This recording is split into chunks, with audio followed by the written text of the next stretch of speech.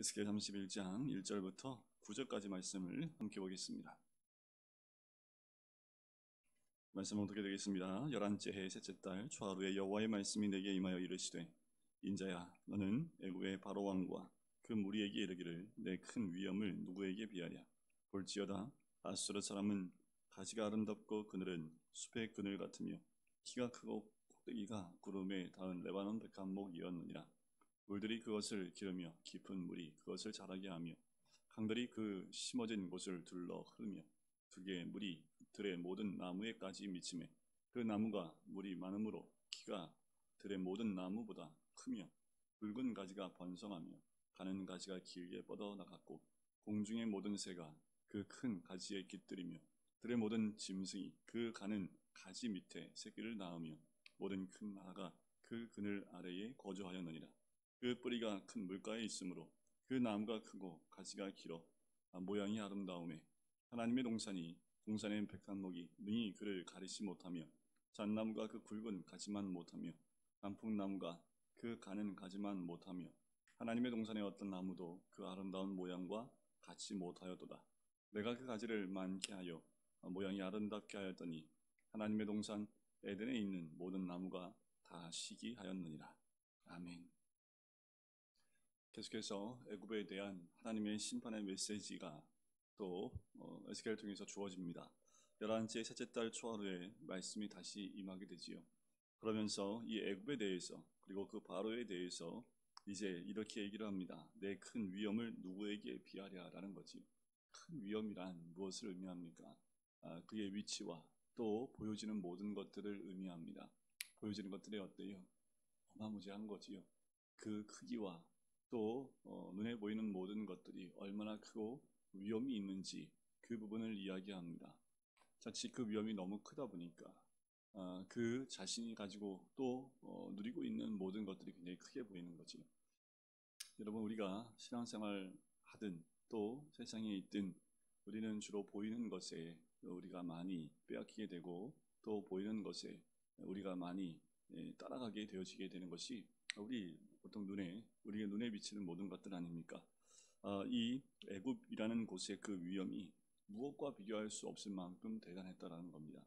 그래서 뭐하고 비교할 수 있을까 하면서 비교하는 나라가 아수르라는 나라였습니다. 이 아수르는 바벨론 느부갓네살 왕에 의해서 멸망당한 이 아수르는 바벨론이 나오기 이전에 가장 큰 제국이었고 또 많은 나라를 정복했던 굉장히 큰 제국이었습니다. 그 뒤에 이어진 계국이 바벨론이었지요. 이 아수르가 애굽에 비교할 수 있지 않겠냐라는 겁니다. 하면서 3절부터는 아수르의 그 모습을 비유로 이야기하면서 애굽에 대한 평가와 또 비교를 이야기합니다. 이 아수르라는 그 나라, 당시에 굉장히 강력한 나라였고 굉장히 힘이 있고 권세가 있었던 그 아수르라는 나라를 얘기할 때, 자, 그것을 나무에 비유를 합니다. 그 꼭대기가 구름에 닿은 레바논 백합목이었다라고 얘기합니다. 이 백합목, 레바논에 자라고 있는 백합목은 키가 굉장히 큽니다. 굉장히 커서 우람하다고 할 정도로 굉장히 커요. 전에 잠깐 그 캐나다라는 곳에 제가 가본 적이 있습니다. 근데 거기에 다운타운이라고 하는 시내에 공원이 하나 있는데 공원 안에 있는 나무들이 있습니다. 나무가 얼마나 크냐 하면 저 같은 사람 성인이 9명이 둘러야지 그 나무를 이렇게 삥 두를 수 있을 정도의 나무가 있어요. 굉장히 큽니다. 높이도 어마무지하게 큽니다. 그러니까 나무 자체가 크니까 막 굉장히 우람하다 할 정도로 굉장히 커요. 과거 영상에도 보면 미국에 있었던 나무들을 벌목하는 그 모습을 영상으로 또 사진으로 보여준 거 보면 한 나무를 잘랐는데 그 나무 자른 그루터기 위에 어른 성인 열댓 명이 올라가 있는 사진도 있어요. 굉장히 큰 나무들이 많았던 것을 보고요. 지금도 캐나다의 밴쿠버에 가면 그런 나무들이 굉장히 많습니다. 그 공원 안에 정말 그 나무 하나가 어마어마하다 할 정도로 큰 나무들이 굉장히 많아요. 어떻게 보면 그 나무에 비교를 하는 것이요. 그 나무가 그렇게 클 수 있었던 것은 그 물들이 그것을 길렀다는 거지요. 물이 없으면 어떻게 나무가 자랄 수 있습니까? 그러니까 아마도 깊은 물, 땅 속에 있는 그 물에 나무의 뿌리가 내려가서 밖에 비가 오든 안 오든 상관없이 나무가 크게 자랄 수 있었다라는 겁니다. 왜 이런 얘기를 할까요? 그가 자라나는 것 스스로 자란 것 아니라는 겁니다. 나무는 환경과 조건이 맞아 떨어져야지 성장할 수 있고 클 수가 있습니다. 백향목도 다르지 않습니다. 주변의 모든 것들이 그를 크게 할 수 있는 환경들이 주어진 거지요. 그렇다면 백한목 혼자 자라난 건 아니지요. 그렇다면 겸손히 그 주변에 도움을 받고 큰 이 나무는 더 겸손해야 될 텐데 점점 커지면서 줄기가 많아요. 그리고 굵어지기 시작을 합니다. 그러면서 많은 공중의 새가 와서 깃들기도 해요. 모든 짐승들이 그 가지 밑에서 새끼를 낳았습니다. 모든 나라가 그 그늘 아래 거주하였다라는 거지.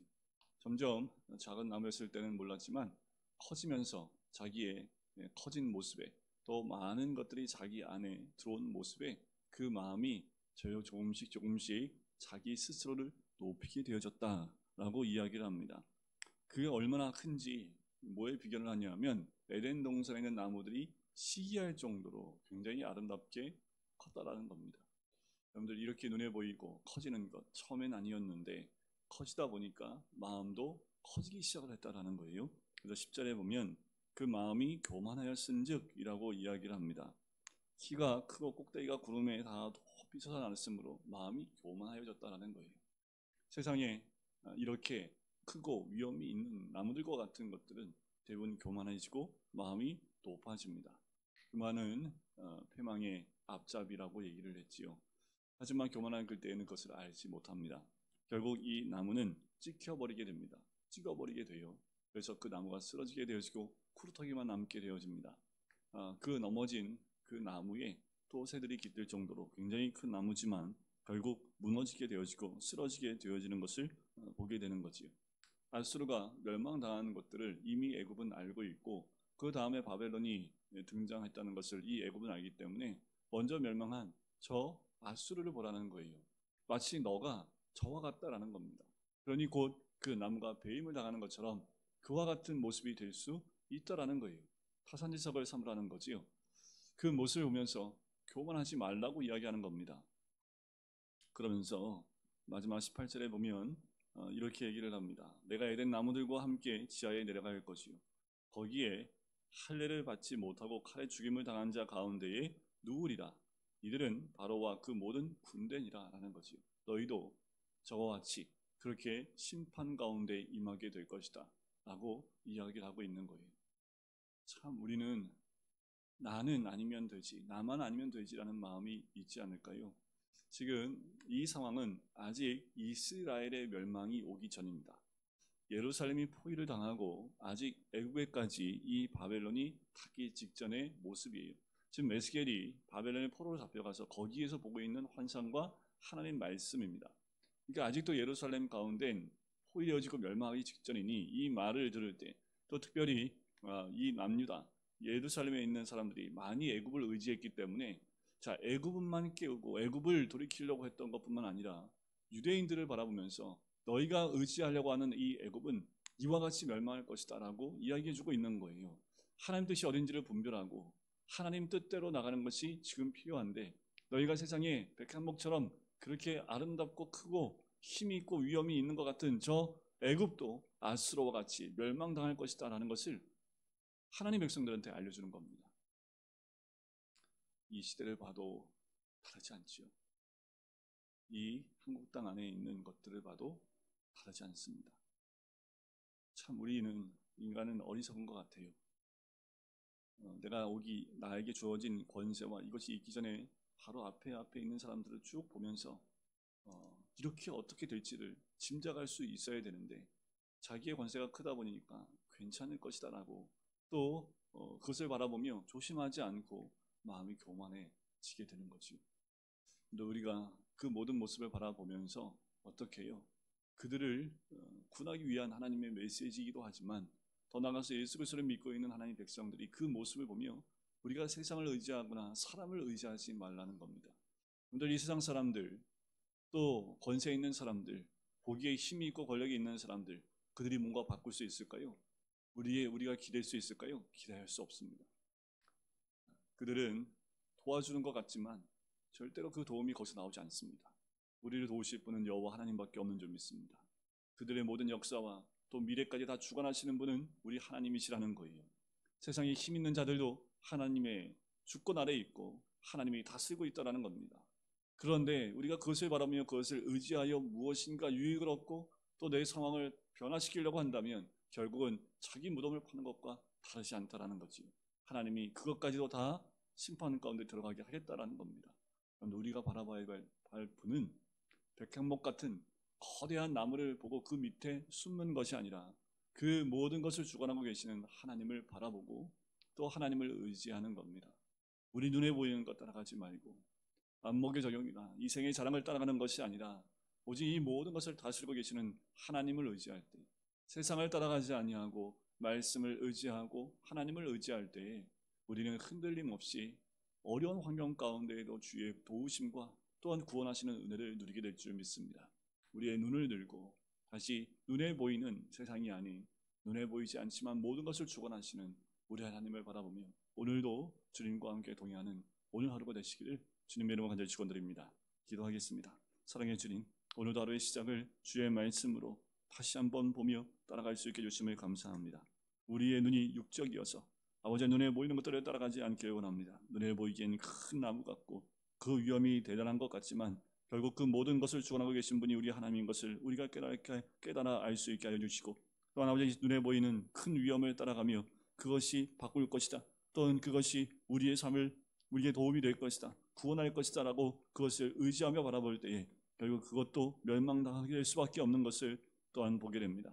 아버지 하나님, 우리가 바라봐야 될 분, 우리의 도움은 오직 주님밖에 없사오니 우리의 눈을 열게 하여 주시고, 이 마지막 때에 우리가 바라봐야 될 것은 눈에 보이는 큰 나무가 아니라 그 모든 것을 주관하시는 우리 하나님을 바라볼 수 있도록 축복하여 주시옵소서. 감사드리며 예수 그리스도의 이름으로 기도드립니다. 아멘.